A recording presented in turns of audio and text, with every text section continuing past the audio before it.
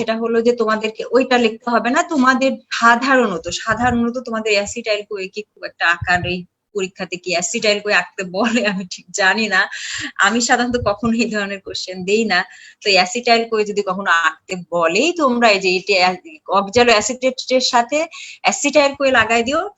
বরং আমি মনে করি যে এই ক্ষেত্রে তোমরা মোজাম্মেল স্যারের বইতে যেভাবে 4 কোণা করে যে ছবিটা দেওয়া আছে ওইটা ফলো করো। সেইখানে অক্সালো অ্যাসিটেটটা রিজেনারেট হলো লেফট সাইডের কর্নারে, উপর থেকে অ্যাসিটাইল কোয়ে এসে লাগলো, অ্যাসিটাইল কোয়ে এসে লাগে এখানে রাইট সাইডে কি তৈরি হলো, সাইডটের তৈরি হলো। আমার মনে আছে আমরা যখন পোস্ট গ্রেড করি মোজাম্মেল স্যার যখন এই ছবিটা আঁকাতো জাস্ট এরকম একটা স্কোয়ার আঁকাতো, আঁকায়ে এই কর্নারে দিয়ে দিত অক্সালো অ্যাসিটেট, রাইট সাইডে দিয়ে দিত সাইট্রেট, এখানে দিয়ে দিত হচ্ছে সাকসিনাইল কোয়ে কি স্যার খুব একটা আঁকতো আমার মনে নেই এই মুহূর্তে, আলফা কিটো গ্লুটারেট, এরপরে স্যার আলফা কিটো গ্লুটারেট থেকে স্যার এই সাকসিনেট বানাতো, সাকসিনেট থেকে একদম টান মেরে অক্সালো অ্যাসিটেট বানাই দিত, দিয়ে এই মানে একটা আর কি মডিফাইড ভার্সন, কিন্তু তুমি ইজিলি বুঝতে পারবা।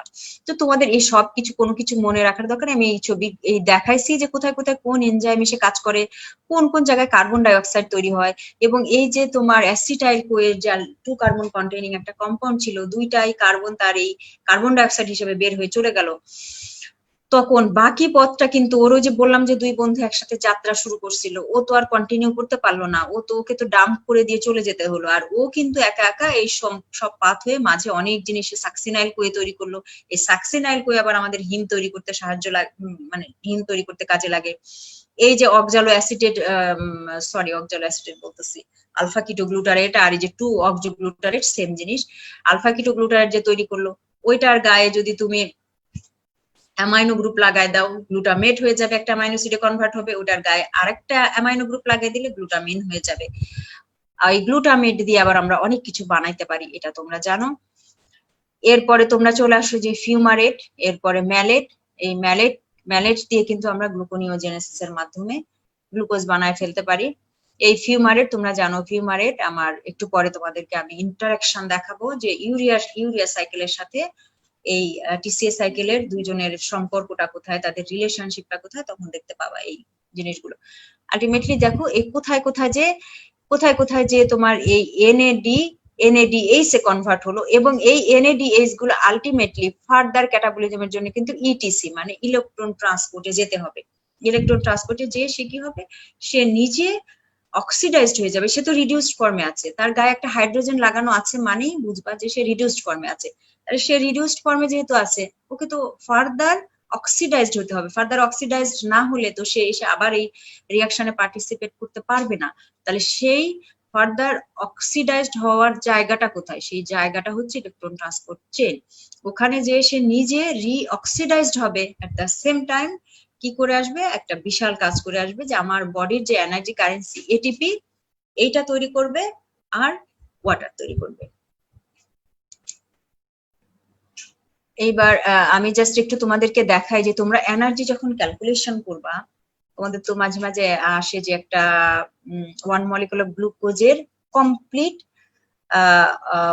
অক্সিডেশন হলে, কমপ্লিট অক্সিডেশন মানেই বুঝবা যে ওটা থেকে তুমি পাইরুভেট থেকে অ্যাসিটাইল কোয়ে বানাইছো, অ্যাসিটাইল কোয়ে বানায়ে টিসিএ সাইকেলে রান করায় ইটিসি তে মানে ইলেকট্রন ট্রান্সপোর্ট চেইনে নিয়ে গেছো।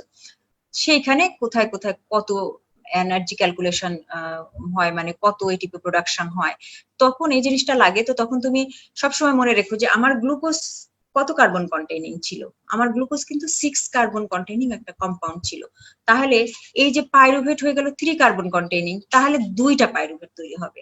2টা পাইরুভেট যদি তৈরি হয়, তাহলে এই যে আর পাইরুভেট থেকে একটা অক্সিডেটিভ ডিকার্বক্সিলেশন হয়।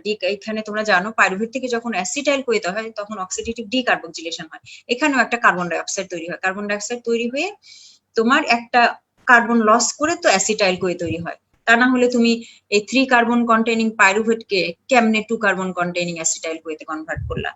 তার মানে 3 কার্বন কন্টেইনিং পাইরুভেট থেকে যখন তুমি 2 কার্বন কন্টেইনিং অ্যাসিটাইল কোয়ে বানাও, তখন একটা কার্বন ডাই অক্সাইড রিলিজ হয়ে যায়।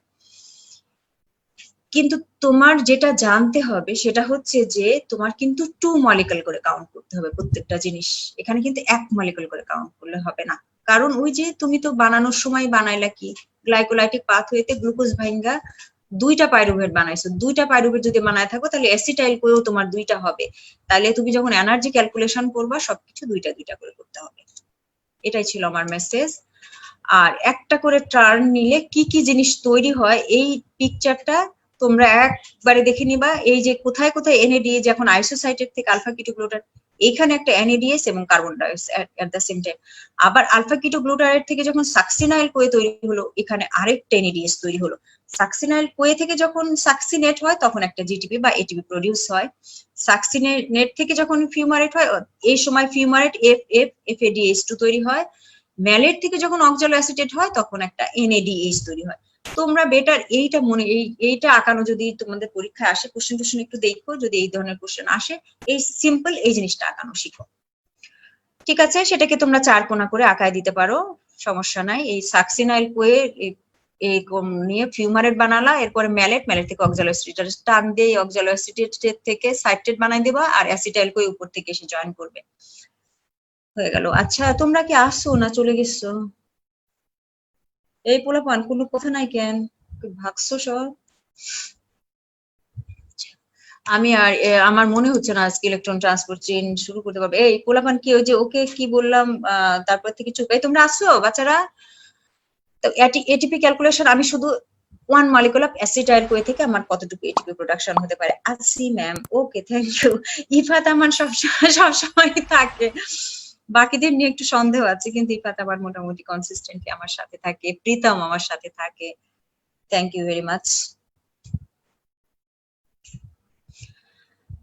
এইবার তোমরা দেখো, ওই যে একটু আগে আমি তোমাদেরকে দেখে আসলাম না কোথায় কোথায় প্রডিউস হবে, কোথায় কোথায় এনএডিএস। এই যে দেখো, একটা দুইটা তিনটা এনএডিএস প্রডিউস হবে, একটা এফএডিএস2 প্রডিউস হবে, আর একটা এটিপি বা এটিপি প্রডিউস হবে। তাহলে এইখানে যখন তুমি ক্যালকুলেশন করবা, তাহলে এই যে দেখো কয়টা আমি একটু বলে আসলাম এনএডিএস, তাহলে তুমি এই 3 এনএডিএস কে পাশাপাশি নিয়ে এসো, 3টা এনএডিএস, তাহলে 3টা করে আমরা জানি এক একটা করে এটিপি, এক একটা করে এনএডিএস যখন ইলেকট্রন ট্রান্সপোর্ট চেইনে অক্সিডাইজড হয় তখন 3টা করে এটিপি প্রডিউস করে, তাই না? এটা আমরা সবাই জানি। তাহলে এই যে আমরা তো 3টা, তাহলে 3 × 9 9টা হবে। আর এই যে এফএডিএস2 থেকে একটা কম হয়, তোমরা যারা অলরেডি ইলেকট্রন ট্রান্সপোর্ট চেইন করেছো তারা জানো যে এফএডিএস2 থেকে একটা কম হয়। তোমরা কিন্তু ওই যে এর আগেও আমি তোমাদেরকে বলেছিলাম, সেটা হলো যে তোমরা এখন মডার্ন যেটা সেটা বলা হয় যে 3 না 2.5 এটিপি প্রডিউস হয়, আর যেটা 2 সেটা হচ্ছে 1.5। কিন্তু আমার কাছে মনে হয় কি যে ও তো ফ্র্যাকশনে যাওয়ার দরকার কি, একটা মানে হোল নাম্বার মনে রাখলেই তো ভালো, তাই না? সেই জন্য সেই হিসাবে তুমি 3ই মনে রেখো, তোমাকে কেউ ধরতে যাবে না, তোমাকে কেউ ফাঁসি টাসিও দিবে না, কিছুই করবে না, বা তোমার মার্কসও কেটে দিবে না, কাজে তুমি 3 এটিপি বলতে পারো, কোনো সমস্যা নেই। আর একটা আমার জানি যে এখানে আমার একটা সাবস্ট্রেট লেভেলে একটা এটিপি প্রডিউস হয়, এটা তোমাদেরকে আমি দেখাইছি যে যখন সাকসিনাইল কোয়ে থেকে সাকসিনেট তৈরি হয় এই সময় একটা জিটিপি এটিপি মানে জিটিপি এটিপি সেম এটা প্রডিউস হয়, তাহলে সব মিলে আমার 12টা এটিপি প্রডিউস হলো, তাই না? তাহলে আমার ওই যে দুইটা তাহলে 12 দুগুণে 24, তাহলে 24। আমার কিন্তু 2টা অ্যাসিটাইল কোয়ে থেকে 24টা এটিপি প্রডিউস হবে। এই এটিপি ক্যালকুলেশনটা তোমরা এখানেই করে ফেলবা, এই টিসিএ সাইকেল থেকে কতটুকু। আর ওই যে তুমি গ্লাইকোলাইটিক পাথওয়ে শুরু করে দিয়ে পাইরুভেট থেকে অ্যাসিটাইল কোয়ে বানানো পর্যন্ত কোথায় কোথায় কত এনএডিএস হয়েছিল সেইটা থেকে কতটুকু, এই দুটাকে যোগ করে দিলে তাহলে তোমার টোটাল হয়ে যাবে যে টোটাল 1 মলিকুল অফ গ্লুকোজ থেকে আমার কতগুলো এটিপি প্রোডাকশন হয়। এটা তোমাদের পরীক্ষাতে আসে প্রায়। আচ্ছা, এখন একটা কথা হলো যে টিসিএ সাইকেলকে আমরা কেন অ্যাম্ফিবলিক পাথওয়ে বলি? আমার মনে হচ্ছে না যে আজকে আর আমি ইটিসি তে যেতে পারবো, মনে হয় এটা পুরো শেষ করে দিতে হবে। তবে আমি ইটিসি টা একটু ভালো করে মানে ইলেকট্রন ট্রান্সপোর্ট চেইনটা তোমাদেরকে একটু ভালোভাবে পড়াতে চাই, এই কারণে যে ইলেকট্রন ট্রান্সপোর্ট চেইনটা তোমরা অনেকেই কিন্তু ঠিকমতো বুঝো না। অবশ্য অত তো বোঝার দরকার নাই, তারপরেও পরীক্ষা পাশের জন্য বা একটু নিজের একটা আন্ডারস্ট্যান্ডিং মানে একটু বোঝা থাকলে ভালো লাগে না যে হ্যাঁ এই জিনিসটা আমি বুঝে পড়ছি, বুঝে পড়লে তো আর মুখস্থ করারই দরকার নাই।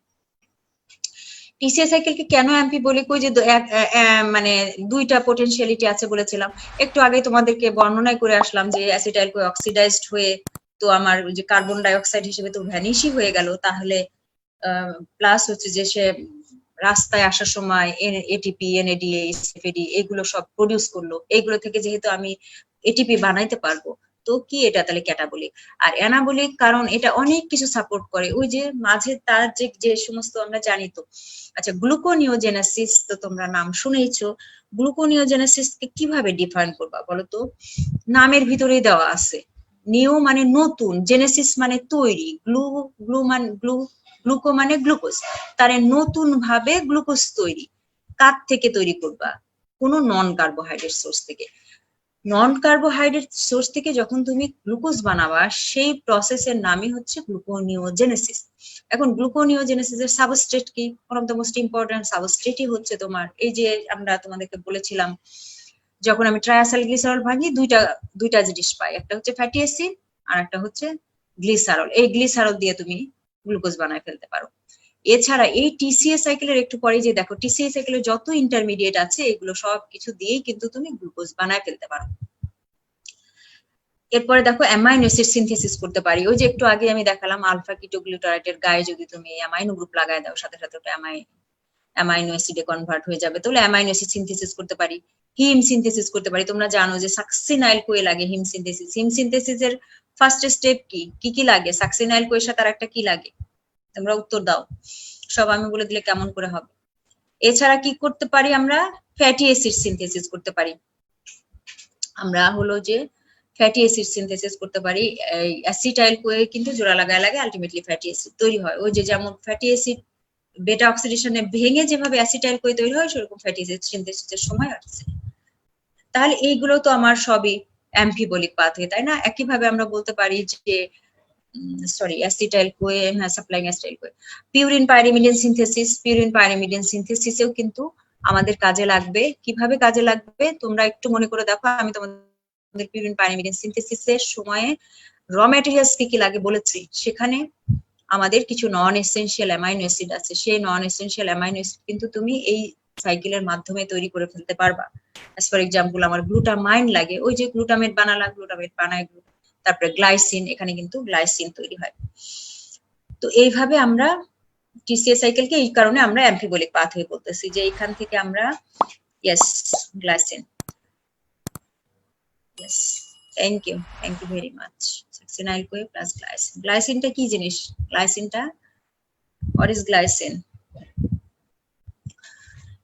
এইবার আসো দেখো কেন এই যে আমার অ্যাসিটাইল কোয়ে 2 কার্বন কন্টেইনিং এটা আসলো, এসে লেগে সাইট্রেট হলো। এই যে এখান থেকে আমি যে সাইট্রেট থেকে কি কি বানাইতে পারি, এইগুলো অল দিস আর অ্যানাবলিক। সাইট্রেট থেকে আমি ফ্যাটি অ্যাসিড, স্টেরয়েড সবই বানায় ফেলতে পারি। সাইট্রেট থেকে ফ্যাটি অ্যাসিড বানানো যায়, স্টেরয়েড বানানো যায়।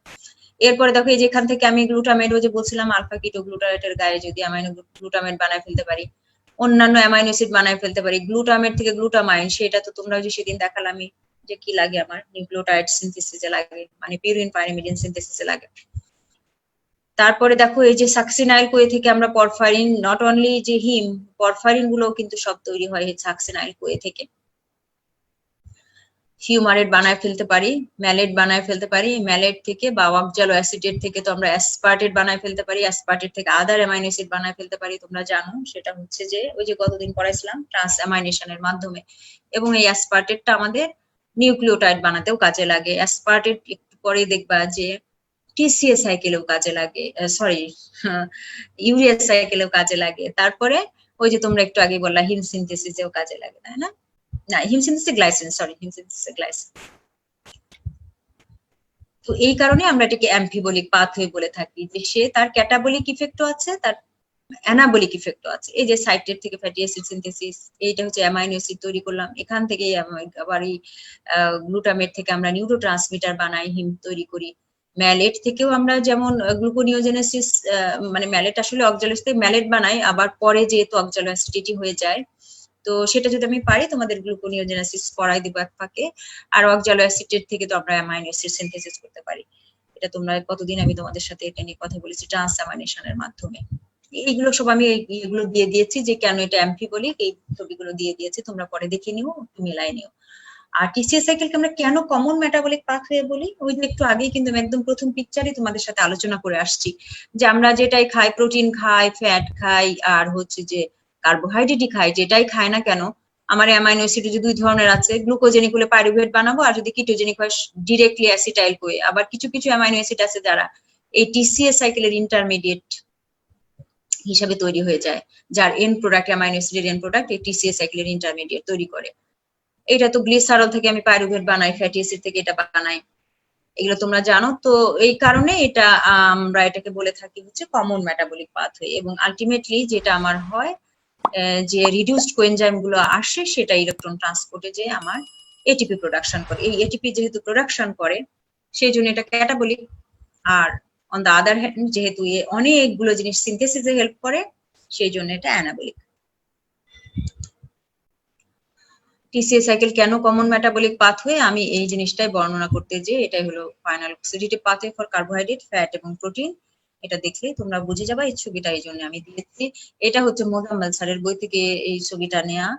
তো বেশ অনেক আগে আমি নিচ্ছিলাম, তো ছিল, তো আমি ভাবলাম দিয়ে দেই। তোমরা তো জানোই যে কার্বোহাইড্রেট থেকে গ্লুকোজ এটা ভাবে বানানো, এটা অলরেডি আমি বলে ফেলেছি। ফ্যাট, গ্লুসার, এই প্রোটিন থেকে গ্লুকোজেনিক অ্যামাইনো অ্যাসিড পাইরুভেট, আর ketogenic amino acid directly acetyl CoA, এবং অ্যাসিটাইল কোয়ে হয়ে গেলে এটা, এই জন্য এটা কমন মেটাবলিক পাথওয়ে। ওখানে টেক্সট যেগুলো লেখা আছে ওগুলো অত ডিটেলস তোমাদের কখনোই লিখতে হবে না। তোমরা যদি এই ছবিটা এঁকে দাও তার সাথে সামান্য একটু টেক্সট লিখে দিলেই হয়ে যাবে। এখন এই টিসিএ সাইকেলের ইম্পর্টেন্সটা কি? ইম্পর্টেন্স হচ্ছে এটাই যে এটাই হলো কিন্তু final common pathway for oxidation of all type of metabolic fuel. যেমন মনে করো আমাদের মেটাবলিক ফুয়েল কি কি আছে? 1 নম্বরে হচ্ছে গ্লুকোজ, 2 নম্বর ফ্যাটি অ্যাসিড, এরপরে অ্যামাইনো অ্যাসিড, কিটোন বডি। এই যাকেই তুমি আসলে অক্সিডেশন করতে যাও তোমার টিসিএ সাইকেলের হেল্প লাগবে, তাই তো? হ্যাঁ, এটাই হলো 70% টোটাল এনার্জি প্রোডাকশন কিন্তু আমার এই টিসিএ সাইকেলের মাধ্যমেই হয়ে থাকে। তো এর যেহেতু এটা একটা অ্যাম্ফিবলিক পাথ, একটু আগে বলে আসলাম, তো তার অ্যানাবলিক এবং ক্যাটাবলিক পটেনশিয়াল দুইটাই আছে। এটাই হচ্ছে তোমার এই যে বিভিন্ন প্রিকারসর যেগুলো দেয়, সেগুলো দিয়ে আমরা যে প্রিকারস একটু আগে দেখলাম যে ম্যালেট যে তৈরি করে, সেটা দিয়ে আমি গ্লুকোজ বানাতে পারি। তারপরে অক্সালো অ্যাসিটেট দিয়ে আমি প্রোটিন বানাতে পারি। আমার গ্লুটামেট থেকে গ্লুটামাইন লাগে, সেটা দিয়ে আমার নিউক্লিক অ্যাসিড সিনথেসিসের জন্য কি লাগে? পিউরিন পাইরিমিডিন তৈরির জন্য আমার এটা এই কাজে লাগে আর কি। মানে এই সাইকেলের মাধ্যমেই আমার যে অ্যামাইনো অ্যাসিড গুলো তৈরি হয় ওইগুলো দিয়েই তো আসলে আমি পিউরিন পাইরিমিডিন তৈরি করি। এবার একটু মনে মনে পিউরিন এবং পাইরিমিডিনের র ম্যাটেরিয়ালস কি কি লাগে মনে মনে চিন্তা করে নাও। ওখানে কিন্তু কার্বন ডাই অক্সাইড লাগে, যে টিসিএ সাইকেলের মাধ্যমে কিন্তু আমরা কার্বন ডাই অক্সাইডও প্রডিউস করি। এছাড়া দেখো যে কার্বন ডাই অক্সাইড যে প্রোভাইড করে, এটা provide carbon dioxide for urea's cycle. Sorry, লিখেছি কেন? এরপরে আসো আমরা inter relationship between the TCA cycle এবং ইউরিয়া সাইকেল। আমি তোমাদের টিসিএ সাইকেল পড়ানোর সময় বলেছিলাম যে এটা আমি পরে তোমাদেরকে বলবো।